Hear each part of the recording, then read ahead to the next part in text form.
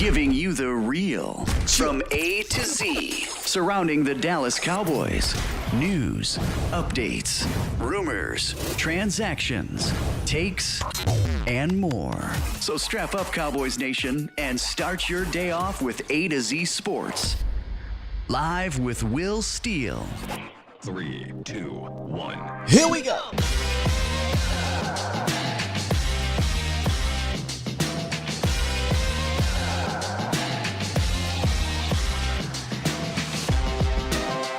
Good morning, good people. Welcome to A to Z Sports Live, presented by Texas Family Fitness, Freeman Mazda Hyundai, and Worth the Poor. I am your host, Will Skywalker. Still, boom. Los. My bad, bro.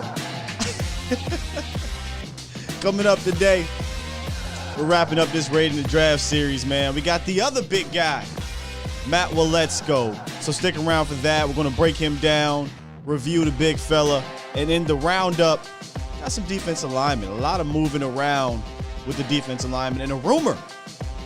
I don't even know if it's a rumor. I don't know. I'll talk about it with y'all. About a former Dallas Cowboy. Could there be interest? That's not really the rumor. Should there be interest? I'll ask y'all. Y'all let me know. But make sure y'all tune in and stick around. Hit all those likes. Do all the good things that you need to do to make sure that this show continues to keep rolling and keep happening and keep growing into what I think is becoming one of the must-see Dallas Cowboys morning shows. I don't know how many there are, but we're trying to be one of the best, if not the best, so appreciate y'all. But first, shouts out to the Bomb Squad. Bomb Squad! We're already almost 100 deep in here early in the game. Before I get to your Bomb Squad, a special shout out to a Bomb Squad member, Los. I don't know if he's in here just yet. I don't know if he'll be in here. He's a Mavericks fan. I told him I try to sprinkle a little bit of magic on the Mavericks when I get there.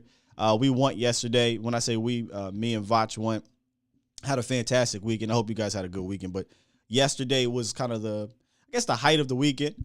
We went to the Western Conference Finals, and the atmosphere was lit. Like, I didn't know they got down like that. The atmosphere was pretty cool. But, boy, Luka got posterized, bro. Hey, Andrew Wiggins put him on a poster, and they called offensive foul, and I was like, that ain't right. We're sitting next to Golden State Warrior fans. So I don't know a couple of them. There was some other fans, but they had to leave the seats. 4 and 5. Somebody came through and hit them with that's us, player. 4 and 5, and they had to leave. But we were sitting next to Warrior fans, and they were having a good time. But I was conflicted because I am not a Mavs fan. I'm also not a Warriors fan. I'm a basketball fan living in Dallas. I was rooting for the Mavs. But, man, I got a chance to see Clay. Got a chance to see Steph. Draymond and them boys. Yeah. Got a chance to see Wiggins put Luka on a poster. All right, hey, Los. They ask you how you are, you just have to say that you're fine when you're not really fine, but you just can't get into it because they would never understand. I promise you I tried, Los. I thought I was bringing some mojo. The Mavs were doing well in the first half, They were up like 9 points. I was like, hey, I tweeted out a tweet and everything. Then the second half happened. Then Luke got posterized. All right, I'm done. Los, if you want, you can call in, brother. I'll let you vent. I'll let you get it out. If anybody else wants to call in, you can. The number is 351-999-3787. We can talk about whatever you want to talk about. But today's show will be mostly about Matt Waletzko, the depth at offense of the line, and potentially the future of left tackle. So we'll talk about all that, man. Appreciate y'all for being in here. We finally got a bunch up in here. Mavs fans, I see y'all talking. Yeah, I see some Mavs going to win 4 straight. I hope. Sam said, we Cowboys fans can't troll other Cowboy fans. But I'm a Laker fan. But I am rooting for y'all. I hope y'all come back. You know, listen. Something good got to happen in this damn city, right? Whether it be the Mavs going to the finals, the Stars ain't doing it no more. I heard the Rangers ain't shit either. The Cowboys, we'll see. We'll see what happens. But what's good, Jesse? Let's get into the roundup, and I got some questions for y'all about a particular player, man. I got to let me know how y'all feel. It's time! It's time! It's time! It's time. It's time. It is time for... It's time for the morning roundup. Round 'em up, boys. You right, Chris. We got Earl Spence. This is the morning roundup presented by Texas Family Fitness. Strive for progress, not perfection. They're more than just a fitness club. They provide state-of-the-art tools and equipment, support, and resources you need to achieve your goals. So if you're looking to begin your fitness journey, head over to any of the 13 different locations or hit up TexasFamilyFitness.com and let them know that we sent you. Maybe you get a discount. I'm just saying. You got to let them know. At the top of this roundup today, over the weekend, there was a couple defensive lineman signings. One had something to do with the Cowboys. The other really didn't. But I know a lot of Cowboy fans been talking about this guy right here, Jadeveon Clowney. He goes back to Cleveland finally on a 1-year, $11 million deal. Let me say this about Jadeveon Clowney. He sure know how to get these mercenary contracts. And I personally think he's doing this on purpose. This marks the 4th consecutive 1-year deal for Jadeveon Clowney. And before you think, oh, well, 4 1-year deals, he's getting $3 million. He's getting, $5 million. $8 million. No. He signed 4 1-year deals for almost $50 million. And I'm certain most of those 1-year deals, there were a lot of guarantees. I think he's got this thing down pat. I mean, it's not much security, but it's working out for him. I still think he's a really good player. Now, is he Garrett? No, but I think Garrett and Clowney complement each other very well, and I think he knows that and decided to go back to Cleveland because really it's Cleveland. Yeah, I know they got Deshaun Watson, but who wants to play in Cleveland?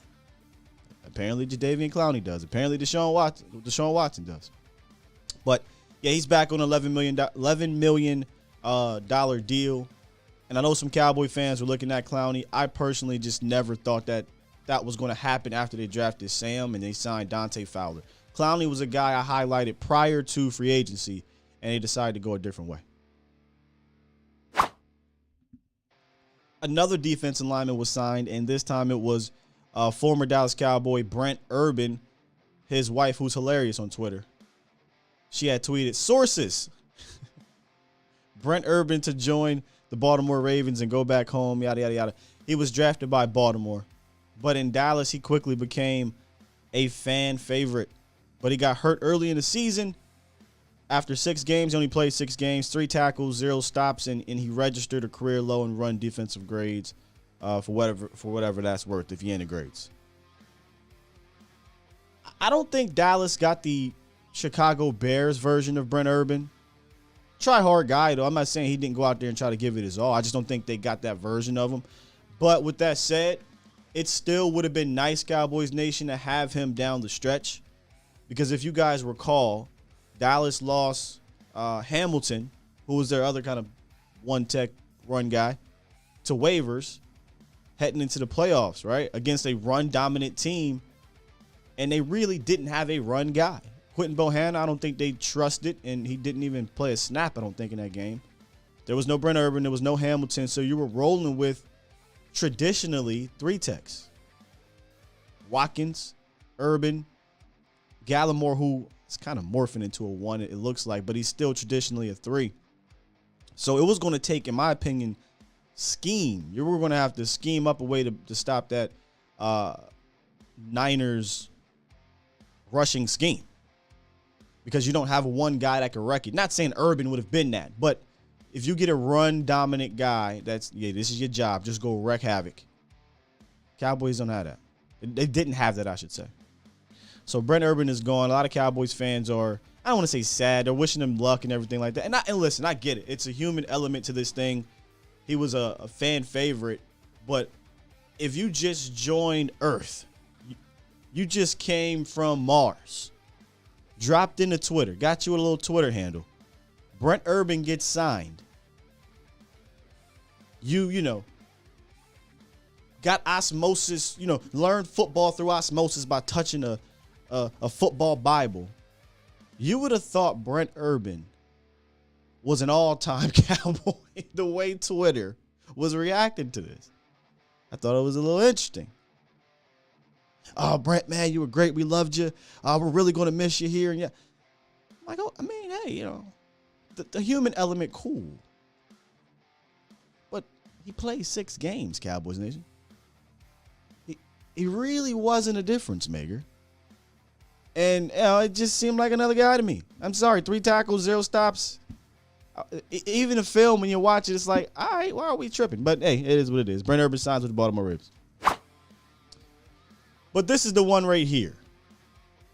Robert Quinn. So there's been an article that's been floating around that says that the Cowboys trading for Robert Quinn makes sense. Okay. I don't know if this writer is talking about another Cowboys team in a different alternate universe, in Doctor Strange's universe. But I've got a hard time believing Dallas is going to trade for a guy whose cap hits over the next 3 years are $17 million, $18 million, and $17 million. And he's above 30. He's on the wrong side of 30. That doesn't sound like a Dallas thing to do.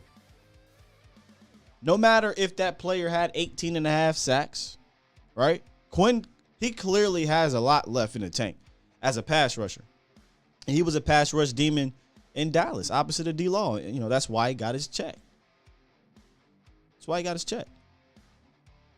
But when you think about this, the Cowboys signed Dorrance Armstrong. They drafted Sam Williams in the 2nd round. And they brought in a big-time Dan Quinn guy. When I say big-time, Dan Quinn recruited Dante Fowler. Then he signed him to a massive deal in Atlanta. And then now he's bringing him back to Dallas. I don't know that I would call trading for Robert Quinn making sense. But I'll ask y'all. Would you trade for Robert Quinn?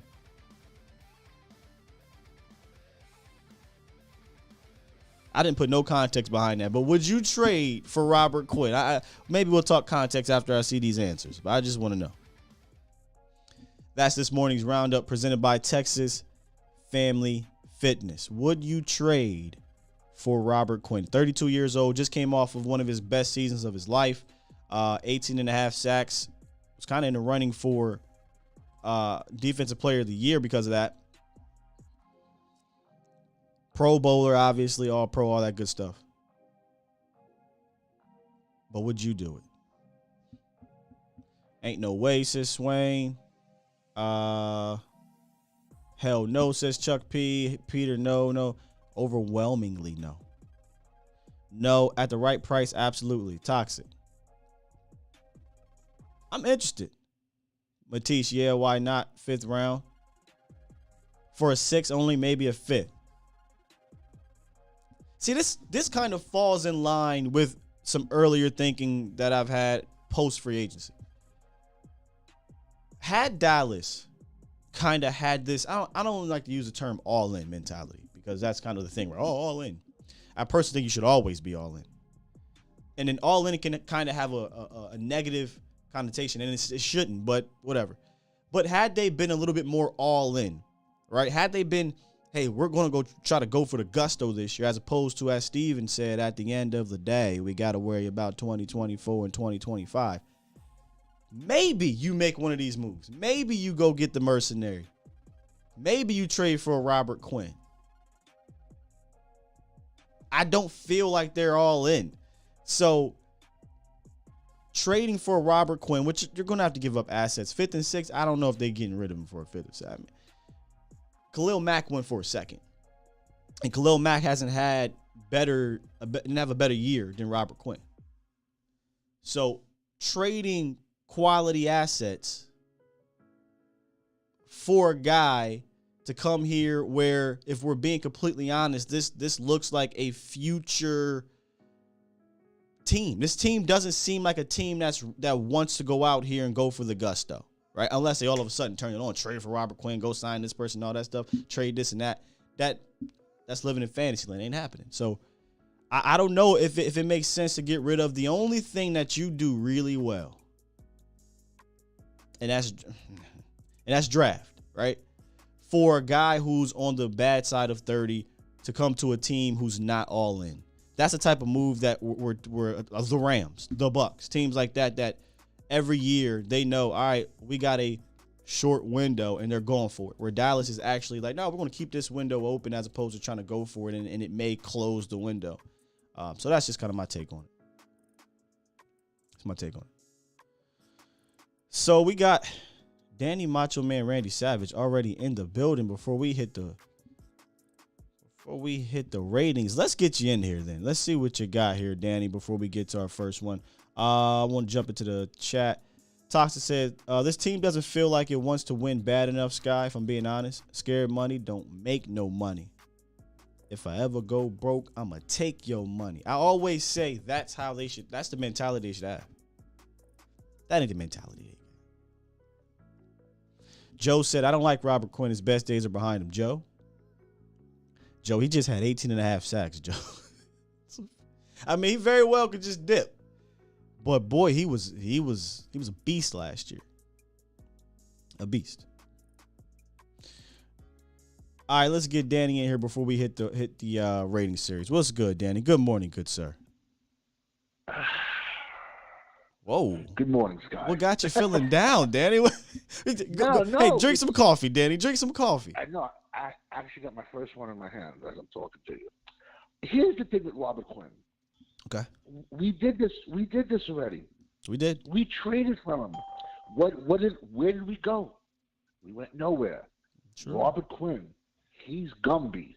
He has bend. He can get to the quarterback. He is horrible versus the run. Horrible. Botch even did a video about him a few years back.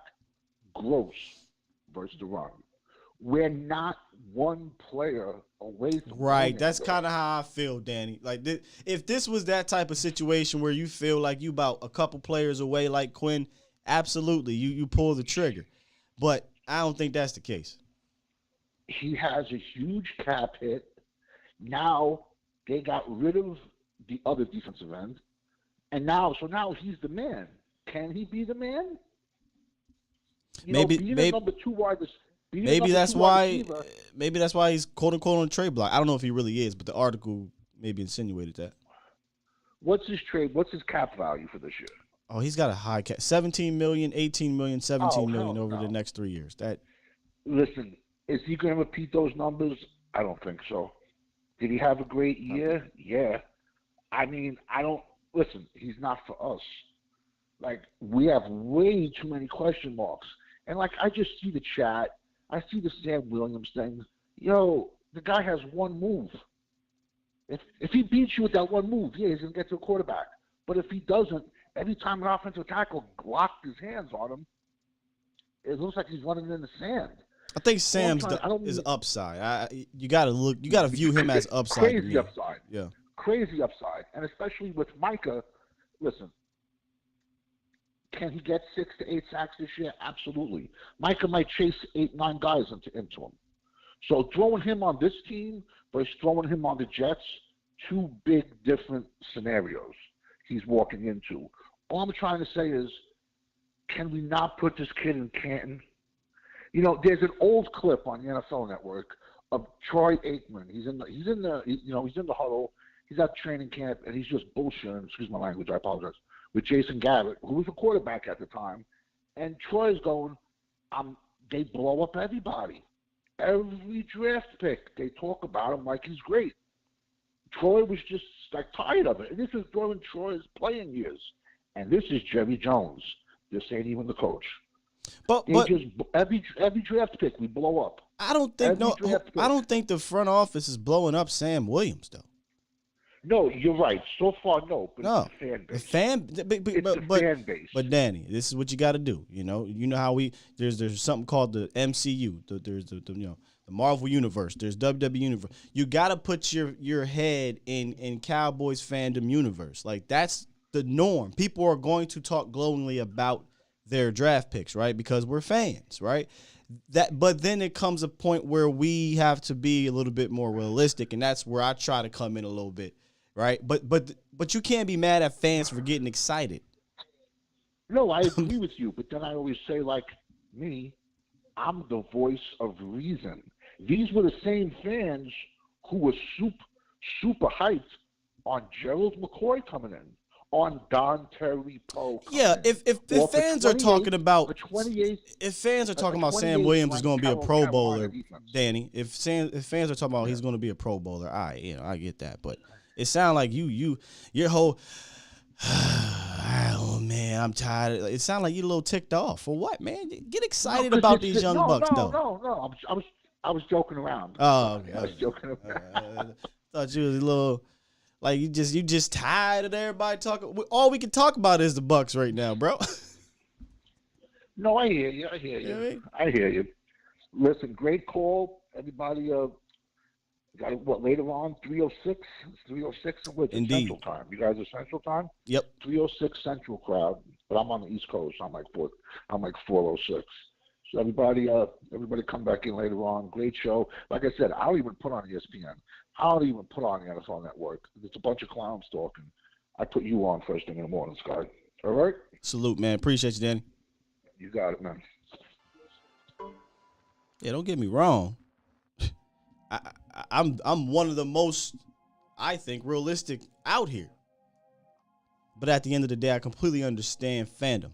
I completely understand getting, and then you should be getting excited just on the strength of seeing new players, right? And trying to piece it together and thinking about how they could be used and things like that.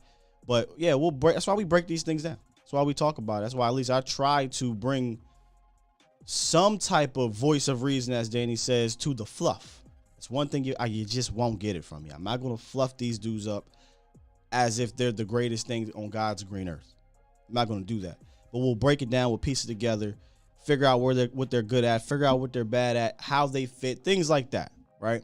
But one thing I'll always understand is that fans are going to be fans, man.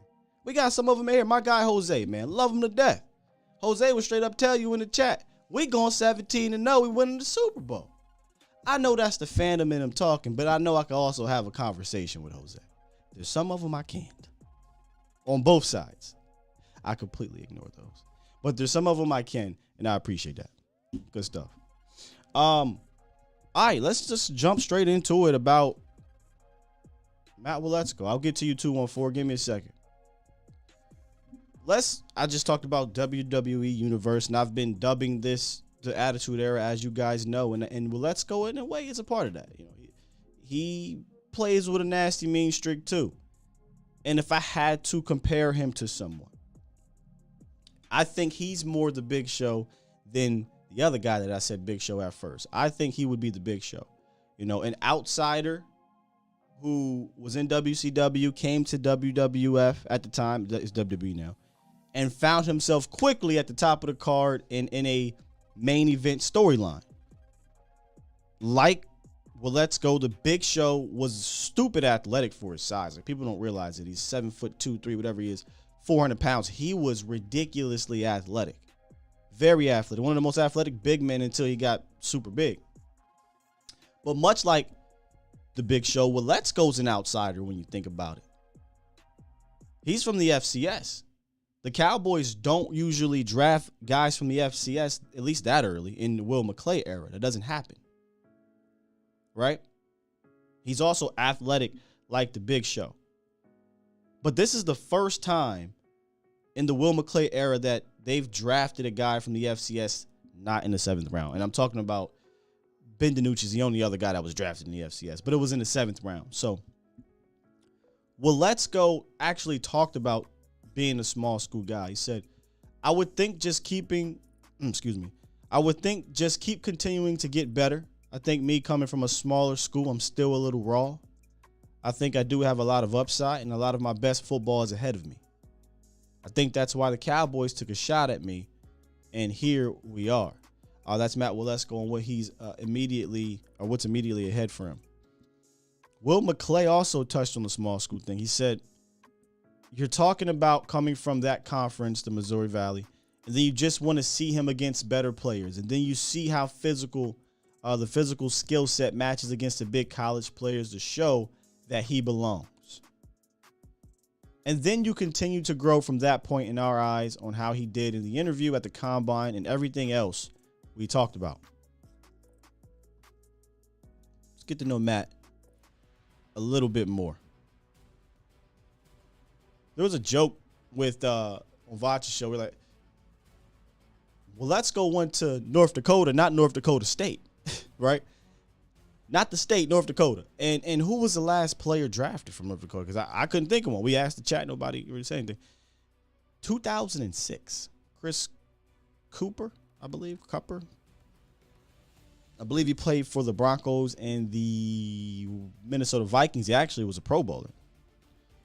That was a long time ago. So he's the first North Dakota player drafted. Not offensive lineman, not the player. So to do that, I think you got to kind of stand out a little bit. And when you look at his production from a sack standpoint, he only gave up 3 sacks in his 4 years at North Dakota. That's very impressive. Obviously, it caught scouts' eyes, and they invited him to the Senior Bowl, and that's where he stood out. I always go back to this. We had Foots on in February after, I think, the first practice or two of the Senior Bowl, and he sent me a list of guys to talk about that stood out. I looked up Matt, and I said, whoa, this is interesting. A North Dakota cat, this 6'8", 6'9" giant. Let's talk about him, Foots, and why you like him. And we got into diving in about him. This is what Jerry Jones had to say in the presser after drafting Matt Waletzko. He sure took the spot of a veteran. He sure took the spot of a veteran swing guy out here in free agency. We won't be seeing one of those. Oh, that's different. We'll talk about why that's different for the Dallas Cowboys. But Matt Waletzko, 6'8", 312, ridiculous length, 36-inch arms, and was the 155th pick for the Dallas Cowboys. Let's get to the first part of our series, and that is rating the draft value 1 through 5. If you're new around here, there's 3 different categories. The first one is value. We're going to rate from 1 to 5 stars, and this is where I'm at with it with Matt Waletzko for value. I've got 3 stars. I think the value rating to me, though, depends on how you view Matt Waletzko. If you're ready to crown him as a future left tackle, then crown his ass, right? If you're ready to do that, then this could be higher. If you're looking at him as a future swing tackle, a developmental guy, I think this is about right. And that's kind of where I'm at with it. I'm not ready to crown him as a future left tackle, and I know that there are 5th-round picks, day 3 guys that have turned into starters, but I don't even know if he's going to be a quality one, even if he does.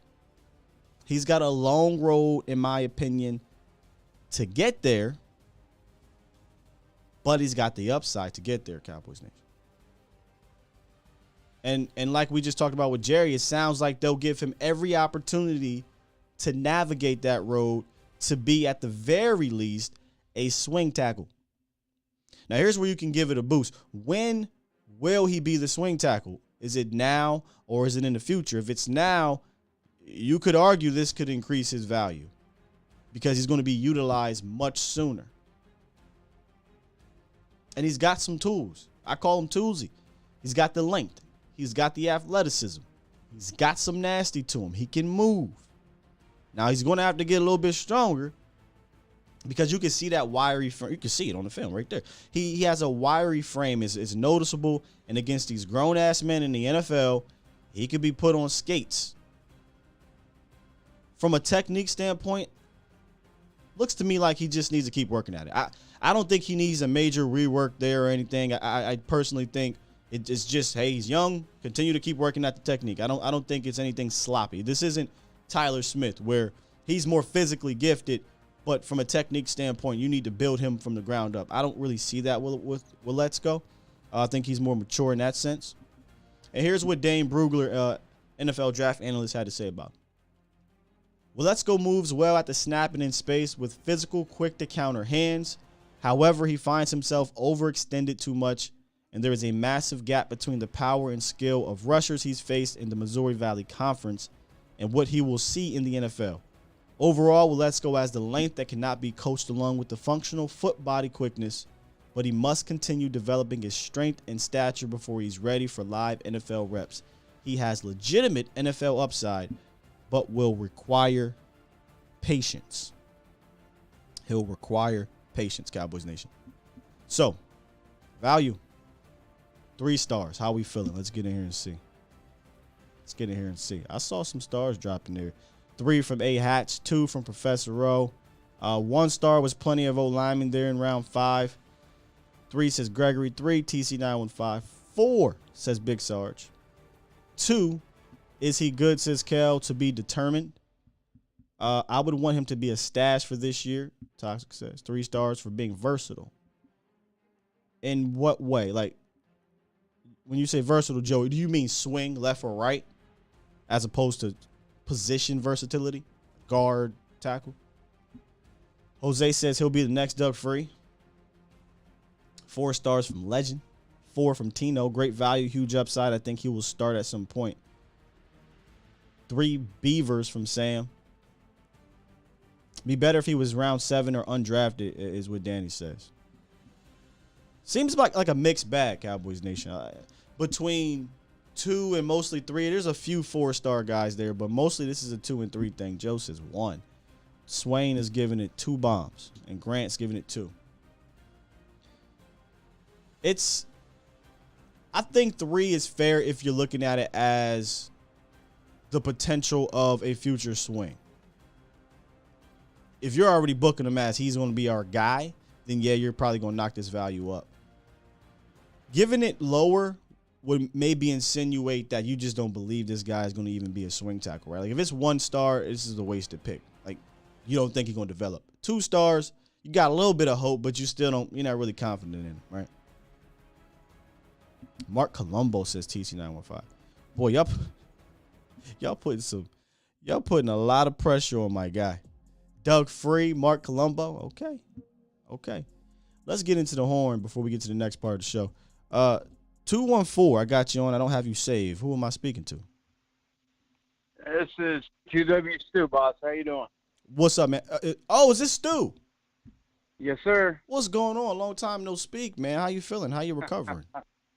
I'm laid up in the hospital with that cancer diagnosis, so I got time waiting on my coffee to talk to you. Let's get some prayers up for Stu, man.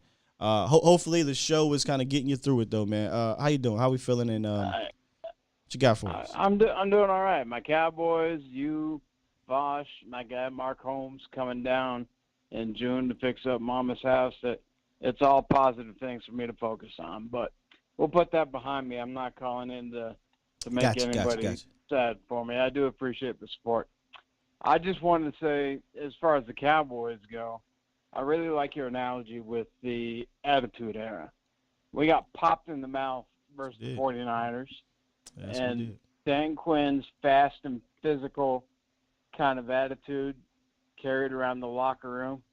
McCarthy saw that we got popped in the mouth, and he kind of picked up on the fact that, hey, if I want to save my job, we got to get something done here. In this draft class, I'm guilty. I was like, Tyler who? But he's gonna be a quality left guard for us.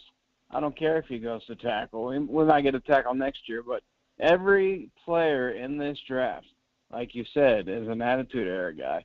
They drafted this draft class for coming years, but that doesn't mean they can't contribute and help us win this year. Sure. The offense is going to be fine. I think James Washington was a steal at $1 million of a cap hit. I think Tolbert's going to be excellent with Dak. So going back to the trade you were talking about earlier, in my opinion, if we do make any trades, it'll be similar to the Amari Cooper type of deal, not a first-round pick and not probably even a top 3 pick, but if we do trade for somebody, it'll be on the defensive side of the ball, and it won't be a Robert Quinn that's on his way out the door. It'll be for a guy that a team maybe has an issue with or wants to not pay next year, and we're looking at him saying, okay, this guy has the attitude and the fit that we need for Dan Quinn. Let's go get him. So possibly somebody that they can extend later on. Right. Exactly. That's all I really got. I wanted to call. I don't get an opportunity to be up this time of the morning very often, but I do watch back the show. I love what you're doing. I love what Vosh is doing over there on the volume. You guys are rocking it, and Thank you, just Stu. giving you your flowers. I see all the prayers in the chat box. Yeah. That means a lot, guys. It's been rough.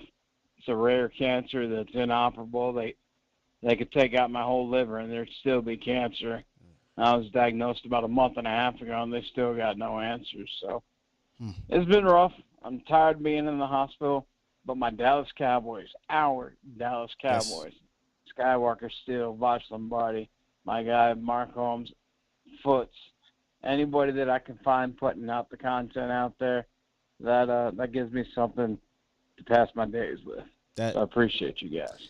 Man, you're stronger than me, man. You keep remaining strong. You keep fighting, brother. We'll keep putting out this content and, trying to be a positive part of your day. That means a lot, brother. Stay strong. I appreciate it, brother. Yep. Have a good day. You too. It's a strong man right there. Anybody that's battling cancer, you are strong. Anybody that has battled and beat cancer, you are strong. Continue fighting. Continue fighting. Let's take a quick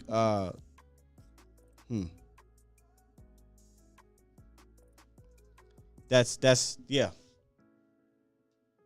Keep fighting, brother. Keep fighting. Everyone has dealt with that. In some way, shape, or form, they know somebody that's dealt with it. Personally, I have. So to know that he's calling in, he's watching, and he's holding there, it means a whole lot. It means a whole lot, Cowboys Nation. So keep on keeping on. Stu, you got my DM, man. You ever need to talk, just hit me up, brother. Hit me up. All right. Tough to pivot right there. But we're going to try.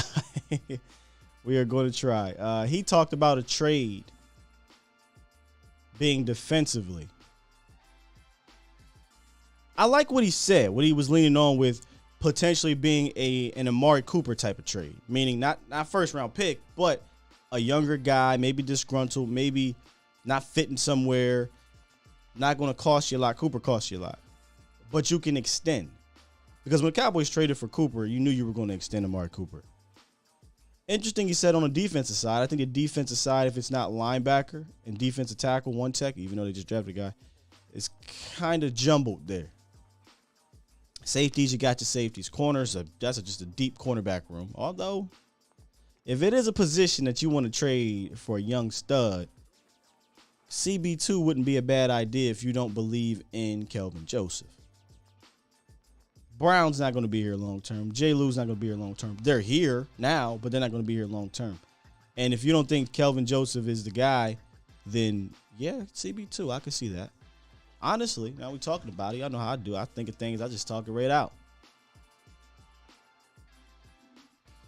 That might be the position I would do that for. That or linebacker. Hey, Stu, see, you might have gave me something to look at, man. You might have gave me something to look at. All right, y'all ready for the second part? Let's get into the second part here.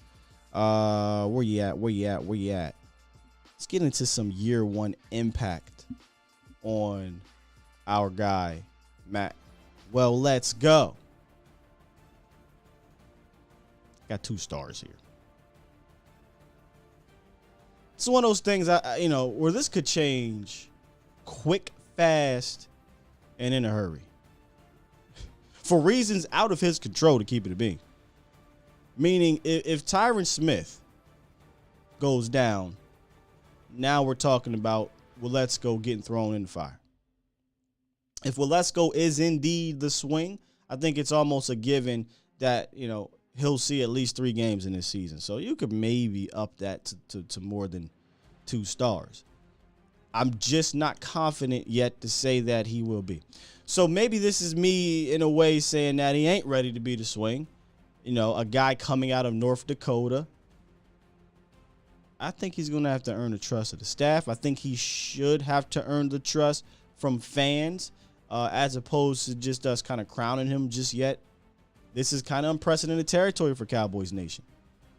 Not only an FCS guy, but an FCS guy at a position of need. Ben DiNucci ain't a position. They don't care about that. Cowboys need a swing tackle that's going to play. Potentially going to take over at some point.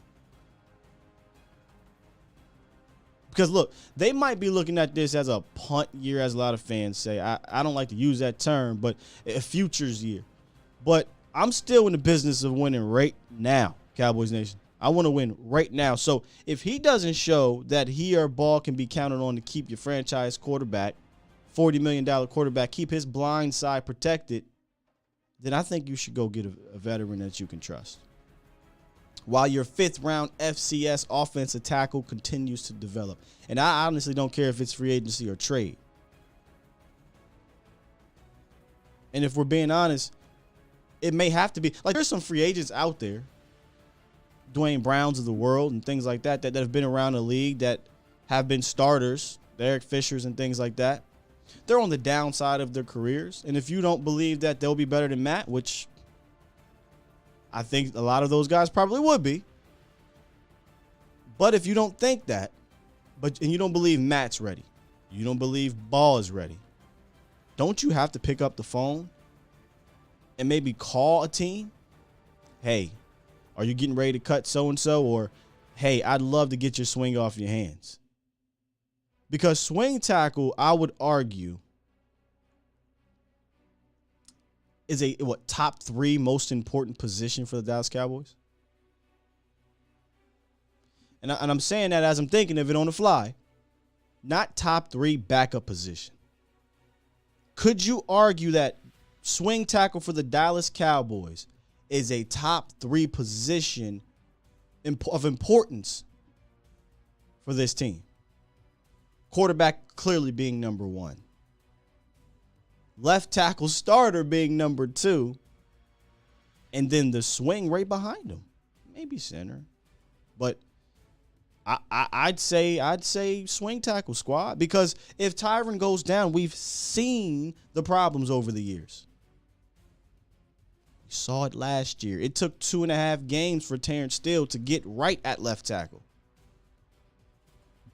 So you cannot play around with that. So I'm giving it 2 because I can't say at this moment that he is the swing. But if he does become it, then this clearly goes up. He'll be, the impact will go higher because he'll play, period. 2 from Swain, 1 from Professor O, Kel, 1, 3 from Gregory. And let's be honest, I say 2, honestly, because of the potential to be the swing.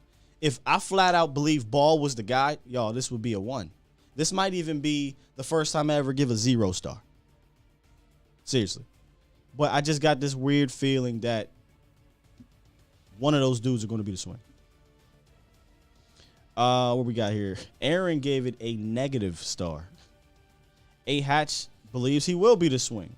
And I think that's fair. See, this is why I like the community. He gives it 3 stars and not 5 stars because he's a swing. That's a realistic take. If he's going to be the swing, I think 3 is fair. Jacob 3, they're going to need him after Tyron gets hurt. Another 3. Big Sarge 1 star. He believes Josh Ball is going to be the swing this year. I know y'all probably want me to come on here and give this stamp it take on this situation. I can't fake it. I can't come on and fake it. This position is one that I'm going to have my eyes on a lot at camp.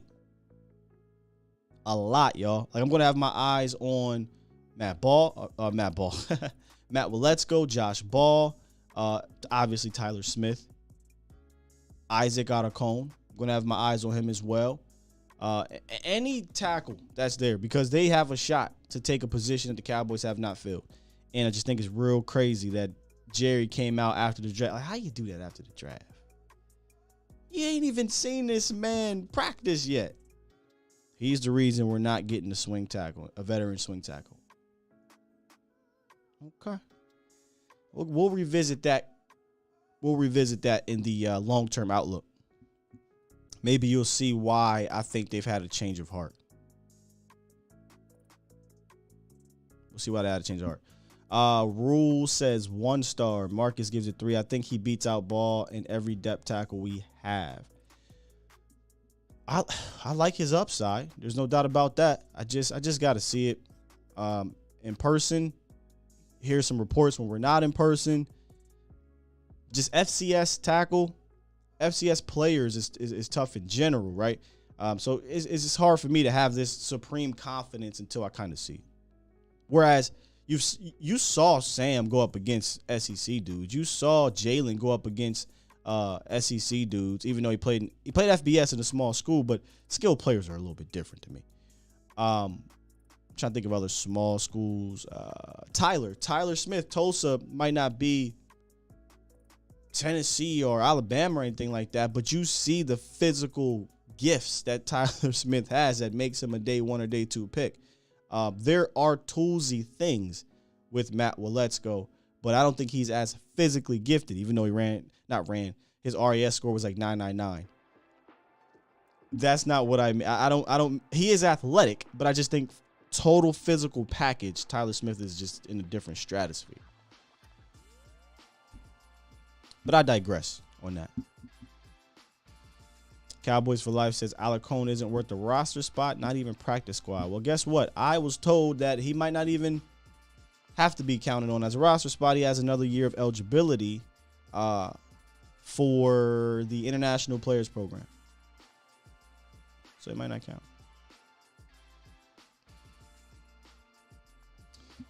All right, man, we got our guy on the horn. Just give me a second. I want to do this read, and then I'm going to come right back to you because I got to hear how you're feeling right now, brother. You're one of the most positive people ever, but boy, you're in a tough predicament. Before I do that, man, let's thank our sponsors. One of our sponsors, Worth the Poor. One thing we can all agree on is watching the boys can be stressful, or the Mavs. So to take the edge off of game day, stop by Worth the Poor Spirits and Wine in the colony of Texas. Worth the Poor is a family-owned and operated luxury liquor store with affordable prices and a wide variety of spirit and wine, making your drink of choice decision easier than ever. And for that game day party that won't end, they even offer deliveries to all of North Texas. If you think they don't, give them a call, give them your zip, and they'll see if they can deliver it. Or download the app regardless and get 5% off by using ATOZ Sports as your discount code. ATOZ Sports. That's worththepoor.com. You're listening to A to Z Sports. Do it live! At some point, hoping to broadcast In front of the millions of Cowboys fans to bring you the real. But for now, strap up and reach for the sky. here's your host, Skywalker Steele. I'm Luke Skywalker. I'm here to rescue you. We'll do it live. The cool thing about this community, Los, and yes, this is Los, I'm going to get you, is that we're all here for you. Like, I know there's mad fans in here, but I've only talked to like one on the phone, and that's why I call Los the biggest Mavs fan I know. Boy. You went from Cowboys first round exit, the way they went out, the way. That might have hurt the worst. 14 seconds left, all that, to the Mavericks kind of looking like Cinderella. And then midnight struck when they rolled up against them Splash Bros, and midnight really struck Los when Andrew Wiggins just posterized Luka Doncic. Ooh, he got poster. All right, I'm done. Los, the floor is yours, Los. Good morning, sir. The floor is yours. Good morning, Sky. Man, what a rough weekend, man. Shout out to all my Mavericks fans out there. I mean, hey, Like, what can we do? I mean, hey, I'll say this. At least Mark Cuban is seeing first in hand that there are levels to this. You know, there's levels for in season. You know, you can be good in that, but then there's levels where, you know, talent overcomes, you know, basically role players. Yeah. Because Reggie Bullock and Kleba and Dwight Powell are not it. I'm sorry, man. Like, you cannot go 0-10 in those biggest moments in your career. Yeah. I don't know, man. But hey, at least Luka always comes to play, man. I mean, that's a bonus, and he's 23 years old, and we got the future ahead of us. I mean, Warrior fans, hey, I mean, if y'all got anything to root for in 3 years, let me know.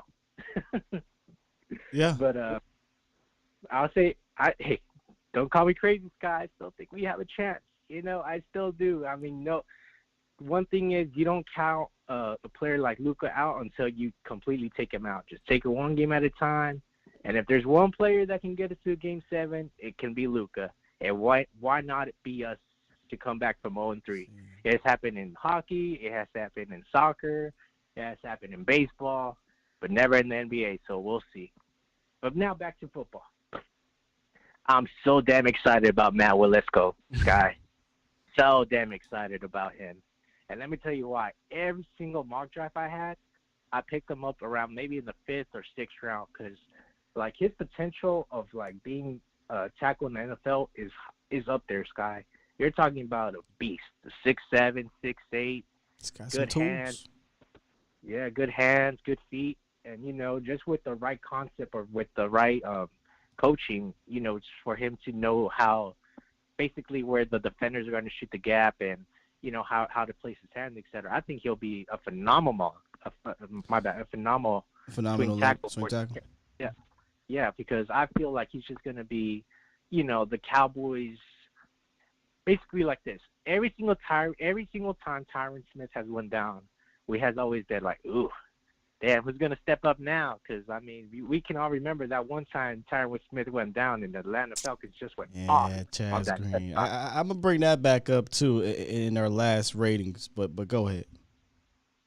So, yeah, I think with having Matt Waletzko as just the primary backup, if he can get there for Tyron Smith, I think he'll do exceptionally well. I'm not saying he's going to be like an all-pro like Tyron Smith, but he'll get the job done, and I think he will do, you know, more of a smash round, you know, run football action with the Cowboys. And I think Pollard and Zeke are going to love him because if there's one thing he can do, it's create a gap for his players. And that's what I'm looking forward to. Is I want to see, you know, Kellen Moore utilize these trenches. You know, if we got people like Tyron or what's that first one? Smith. Dang, my bad. Tyler Smith. Yeah, and then we got, you know, Matt Waletzko. I be able to. I think you're breaking up. Culture of this Cowboys. Whew. Man, Los, I would love to have that same excitement. Here's what I'll say about him. I said he's toolsy. He has a package, right? He has the ability to put it together and be a complete package of a left tackle. He's got the length, he's got the athleticism. I think he can move, right? I just gotta see it, you know, gotta get a little bit stronger. That's one thing about 312 for 6'8" is kind of slight. So he's got to get a bit stronger in that weight room or he's going to get pushed back, especially for a guy that's so, tall, get under him a little bit. But man, if he does pan out, then yeah, that's exciting. If he pans out to be at the very least a swing, I think he can. I think the matter of it is when, though. I don't know if you believe he can be that right now. No, definitely. Definitely not right now. I think maybe late in the season or by maybe next season. But hey, I mean, one thing for sure, Scott, is Tyron Smith. Y'all ain't gonna let me live that one. Yeah. So, but hey, I mean, that's all. I'll leave it to you. And for all my Spanish speakers, escucha cada mañana aquí con Skywalker Steel. Y make sure you leave a like and subscribe. Go Cowboys. Salute, man. Salute. I gotta go back though. You said that the Mavs down 3-0 are gonna come back and you got a chance?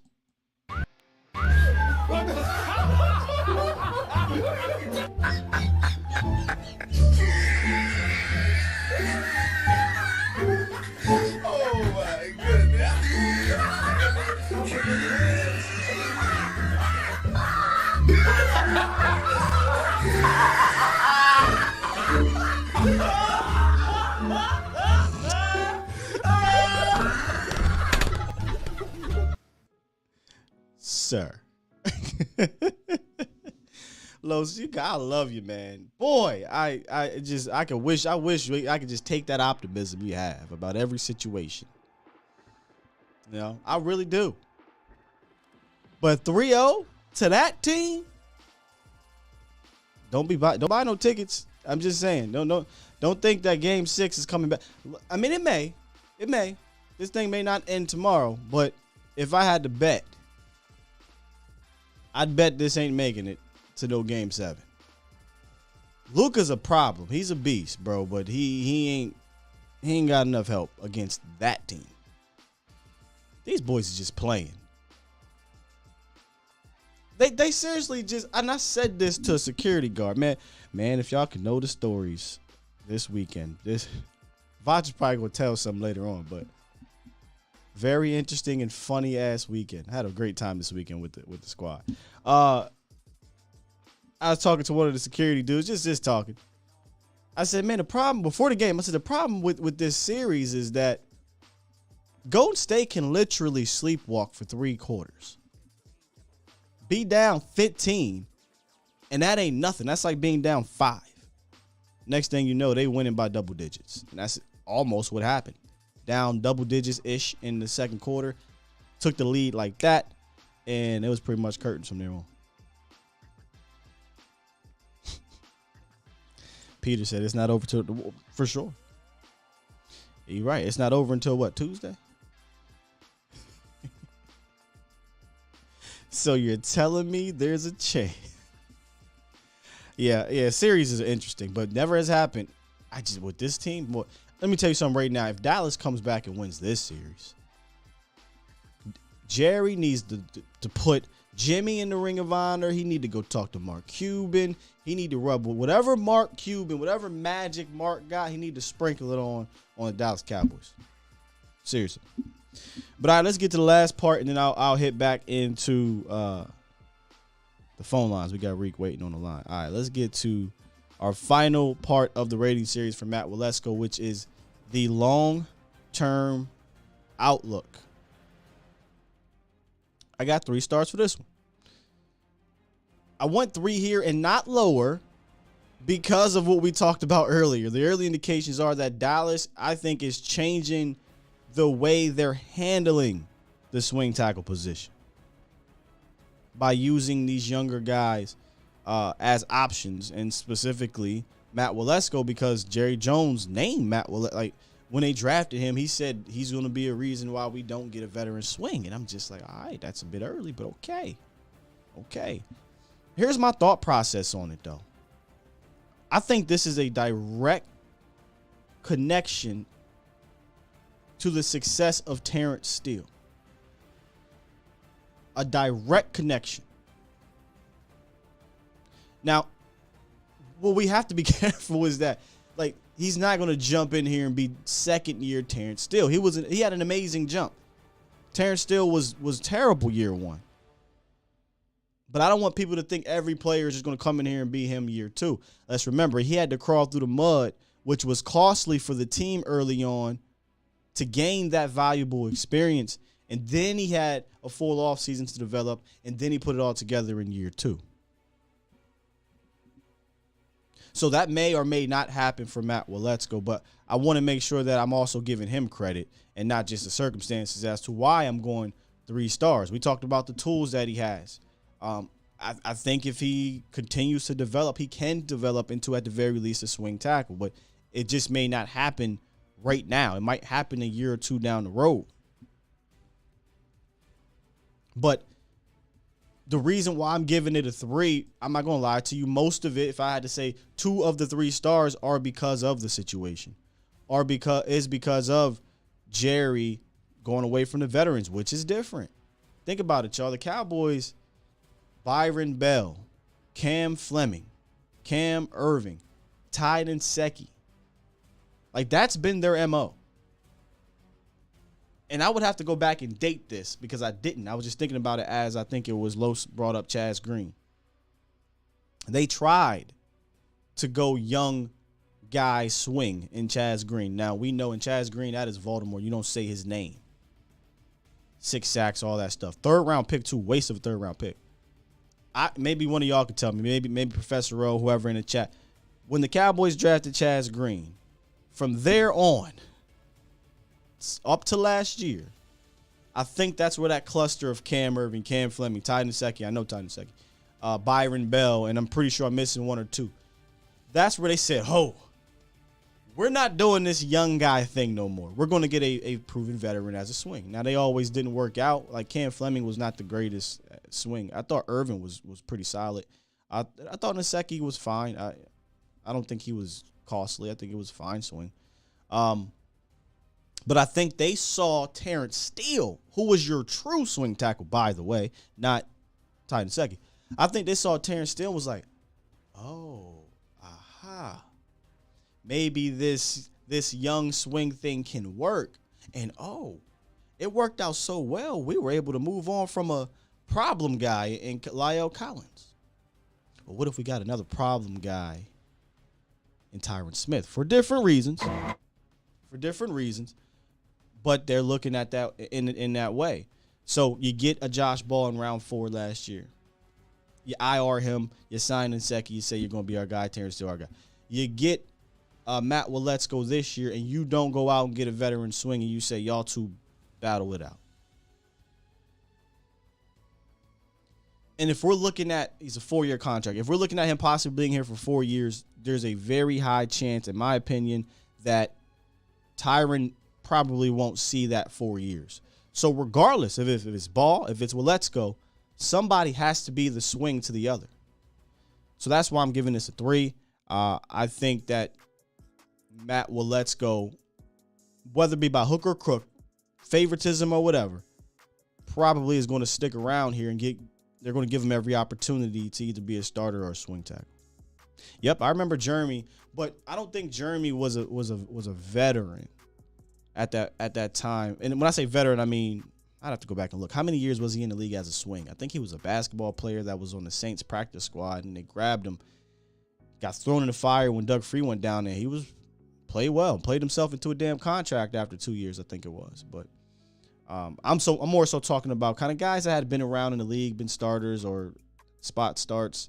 But I do remember Jeremy Purnell. In fact, he's kind of if you had a standard for swing tackles, wouldn't you say Purnell would be that guy? That's what you kind of want. That's what you want. So let me go back up here and see what y'all rated his long-term outlook. Gregory, 3 stars. Toxic, 2, 3 for Kel, 4 for Sam. Jerry loves him. That's fair. If they love you. Professor O, 3. Big Sarge gives it 4. Danny, Danny's you're interesting. Steele's going to shit the bed this year. Watch the Guru. Why? Like we could just say stuff, Danny. Like you said, Steele's going to get bagged for PEDs. I remember you said that. I truly don't understand why are you saying that? If he was going to get bagged for PEDs, he would already got bagged. But now it's he's gonna shit the bed. But why? I mean, I'm willing to hear you. I just don't know why. I think he's giving you more to be confident about than to be pessimistic that he's going to fall flat on his face. But hey, some people just like to see the world burn. Maisha, 3. Maisha.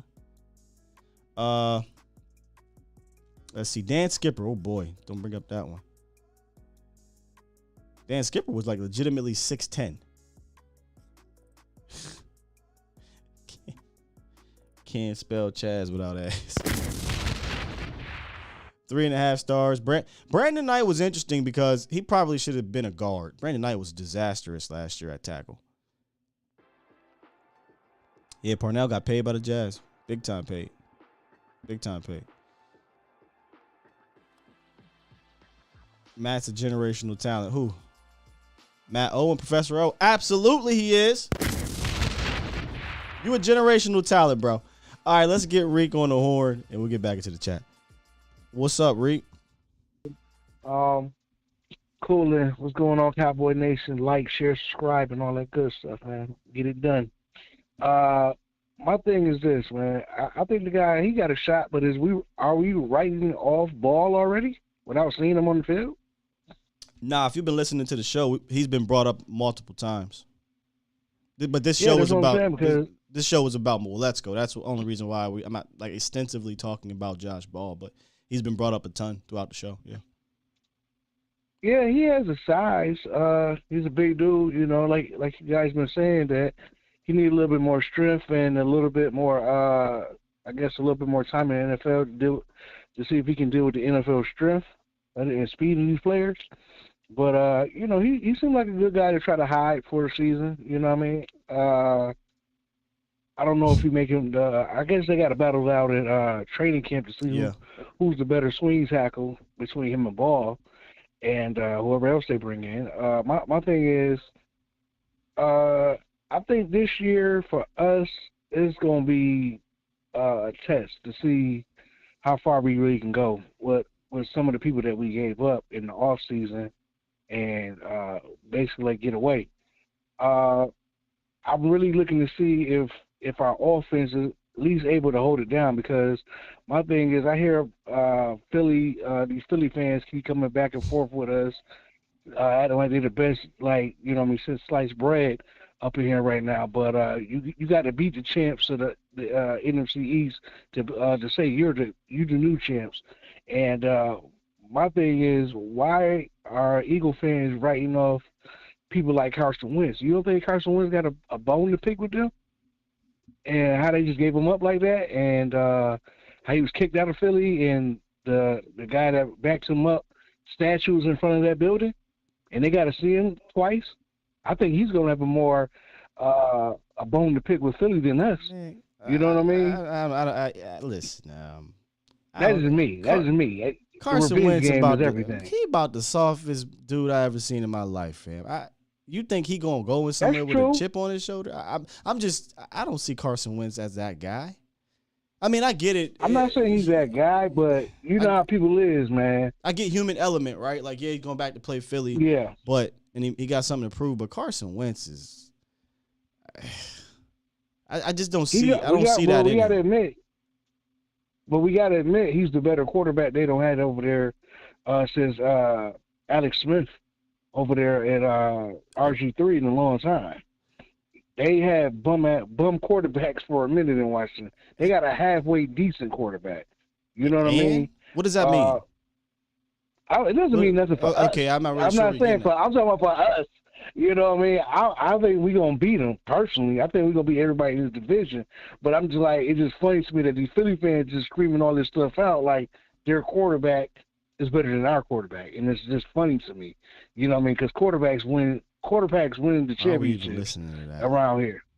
You know what I mean? But other than that, though, Scott, my thing is with us, I hope we really get this offensive line thing going and the running game back. I miss running down people's throats. I miss the play action, a good play action pass. I'm missing that stuff because I think Dak and Zeke, when they're on, they're on. And it's hard to stop them when that running game is going. Sure. Because that running game is going to open up that passing game for us. And I think that's the type of quarterback. To me, I think Dak is better under the center than in shotgun, to me. But we got a lot of boxes to check off this year, but I think we can do it. I'll say this about that. Squad. I'll say this. Dak is quality out of shotgun. The problem is if you're running shotgun 80% of the time, that's the issue. You know what I'm saying? Let's not act like Dak can't get busy out of shotgun. It's just that if you don't have balance, then if you're in shotgun running, a bunch. If you're in shotgun trying to do Yeah, RPO oh my God. or fake RPO or play action with the quarterback who's never going to pull it and run anymore, you're just wasting plays, in my opinion. So I do think he can still get busy. He's done it on third downs and things like that. But you need to have some balance. So I just wanted to kind of throw that in there before people think like, oh, Dak can't do shit in shotgun. I don't think that's the case. Oh, yeah, he could do it. He could do it. Don't get me wrong. He just looked cleaner when we running that ball and we forcing. How can I say this? Every we quarterback, putting our will on other people. Every quarterback, and this is the thing that people have to come to grips with, because for whatever reason, we always want to center out our quarterback. Every single last quarterback is complimented if their running game is effective. That is just fact, man. Fact. I don't care if you're the greatest quarterback in the world. If you have a good running game, it will help you. And people act like that's just is with Dak, he's the only one that gets helped by a good running game. That's bullshit. But I digress. Yeah, that is BS. But like I said, man, that's all I really want, man. I just want this running game to come back with this team, man. I do too. The physicalness. That's it. But that's all I gotta say. All right, Scott, thanks for your time. Thanks for having me on. And Cowboy Nation, y'all stay up. Peace. Appreciate you, man. I just had to get that out there. Right? Like, all quarterbacks will do better if they team averaging 135 yards a game. Period. This team is better balanced. That's just the truth. I've been saying it for a while. I'm not trying to see him throw the ball 40, 45 times per game. There's maybe 3 quarterbacks that you do that with. Those are the anomalies. You just need to be more balanced, man. You just do. I don't know who number this is. I ain't never seen this happen before, so I'm going to slowly bring you in here. Restricted number. Who's this?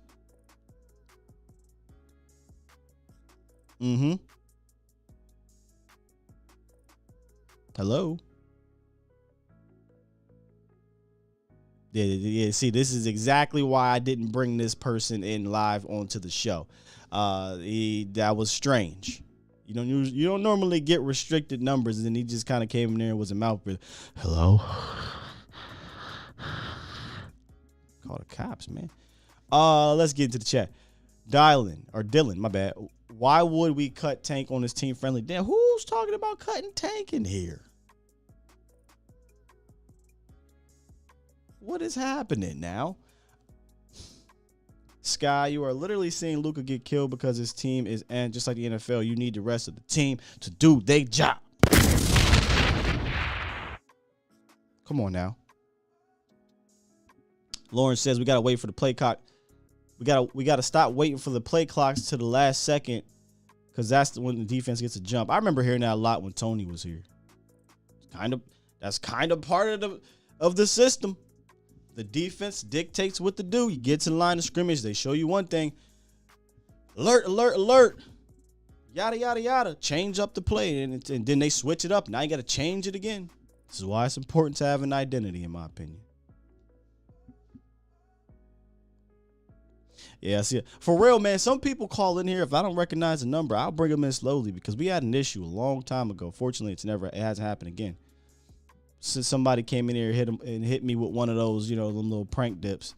So I didn't even hear it, which is wild. But somebody had alerted it to me, and I went back and listened to it. I'm like, come on, man.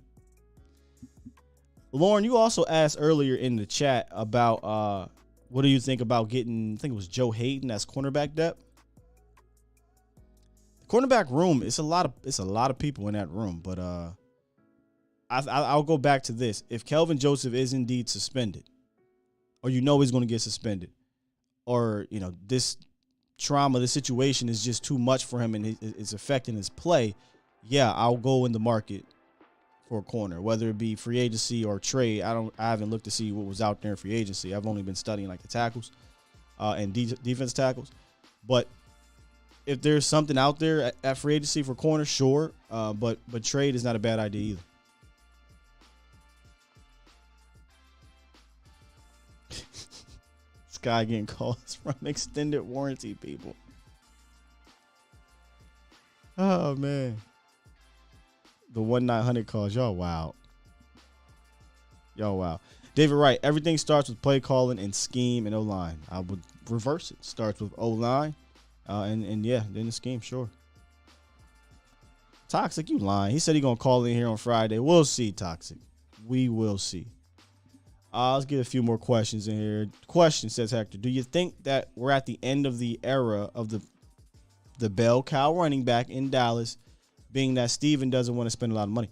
Oh, in Dallas. I thought you meant in general, like in the NFL, because that's gone. There's maybe a handful of those. Here's why I would say no. This is a fun conversation. I'm gonna say no, because Dallas is still very traditional. They like to do things like it's still 1990. You know what I mean? You paid the back. That you just really don't do that. They did that. Then you force fed the dude, knowing he had a PCL. You're not moving on from him, nor should they at this point. The time to do that was a long time ago. I feel like they're still stuck in the olden days a little bit in that sense. I think Kellen tried to bring him out, but Kellen is still going to year 4. I hate to use the term green, but kind of act like it. He's still kind of green. He doesn't have the skins on the wall. I mean, not kind of. Let's just be real. 4 years of coaching is not a lot, especially when 3 of those 4 you've been the offensive coordinator. So that's not a lot. So he's very young. So he probably wants to bring them out of it, but I think Dallas is just traditional, man. It's interesting. How much cap, says Dylan, how much cap room will we have when we get Lyell's money? If I'm not mistaken, somebody correct me, but over 20 million. I'd imagine around 23 to 25 million. So they're going to have the money. Scotty, yo, as long as Zeke get up there, then the wide receiver is going to ball. That's it. Dude, just as long as the running game is effective. I don't care who it is. Zeke, Clement, Pollard. I've watched enough of the NFL over the last 5 to 7 years that has shown me, as long as it's effective and it's efficient, you will be better off. I don't give a damn if it's done like Derrick Henry. I don't care if it's done like whoever that running back was in the Super Bowl that probably should have won the MVP, with the Chiefs. But as long as I'm at that point really with it. As long as I have an effective, efficient running game, I don't care how it comes. I don't. I'm not stuck on a certain way. Kellen's not progressing, says Peter. We'll see. Scotty says Kellen know how to use good back and wide receivers. Kellen know how to use good back and wide receivers. Stop. Or you mean Kellen doesn't know? I'm guessing you mean Kellen doesn't know how to use good wide receivers and good backs. I'm going to guess that's what you mean. Oh, toxic. We get the new triplets every year. And Will believes that's why McCarthy should be involved. Yeah. Oh, we know David, right? I don't even like to bring Skip up on here. We don't do the fluff. All right, man. We wrapping up. A good show. I think it was effective and efficient. Straight to the point. Coming off of that unfortunate Dallas Mavericks loss, but Matt Waletzko, let's run it down one more time with the rating so that you guys can see. Value, I gave that a 3 with the ability to possibly move up or down. Probably up, I should say, not down.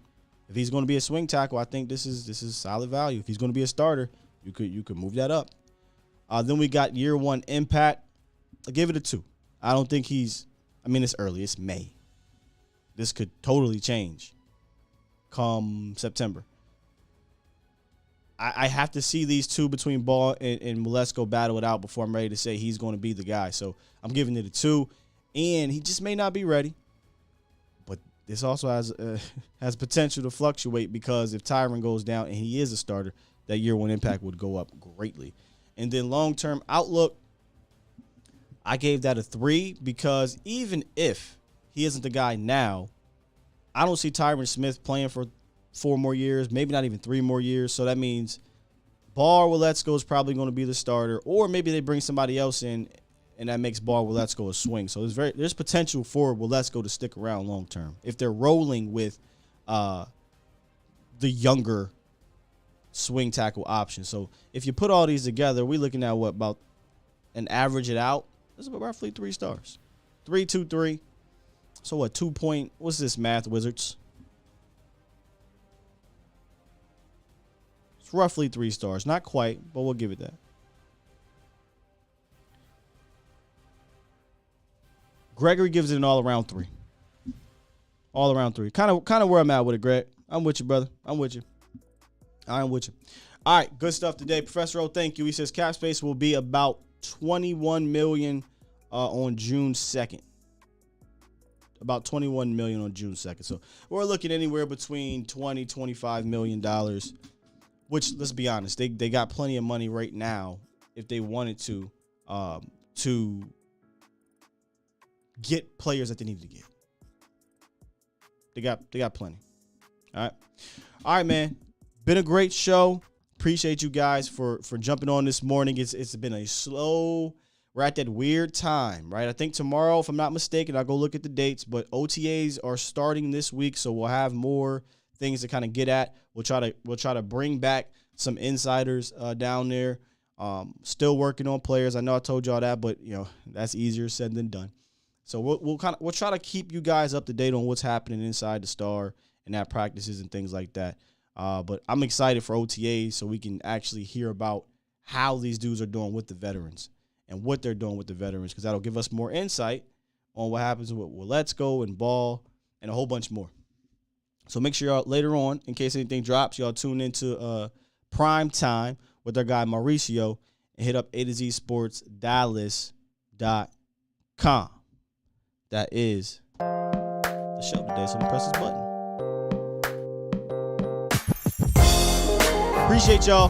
Hey, on your way out, please, if you haven't hit that like button, please, if you haven't and you're new and you're like, man, I feel this show, subscribe and share this with your friends, family, and all your Cowboys brethren and sisters. Love you. Be out of here. Peace.